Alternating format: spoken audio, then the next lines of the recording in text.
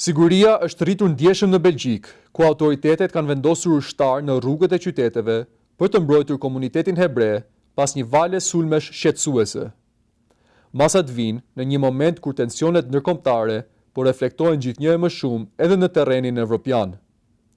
Në qytetet si Antverpi dhe Brukseli, forcat e armatosura në bashkëpunim me policinë po ruajnë objekte të rëndësishme si sinagogat dhe shkollat hebreje. Vendimi u mor pas një shpërthimi që goditi një sinagogë në Liezh më herët këtë muaj, duke rritur alarmin për sigurinë e komunitetit. Kreu i Komitetit Koordinues të Organizatave Hebreje në Belgjik, Ivo Shinski, theksoi se mbrojtja është jetike, veçanërisht për fëmijët dhe aktivitetet komunitare.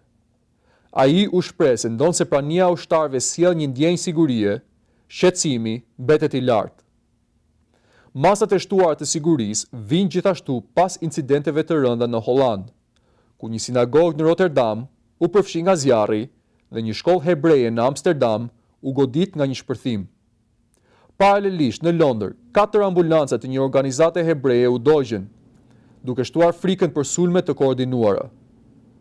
Organizatat për të drejtat e njerëzit paralajmërojnë se tensionet globale, veçanërisht konflikti mes SBA-s, Izraelit dhe Iranit, mund të nxisin rritje të sulmeve ndaj komuniteteve hebreje në mbar botën.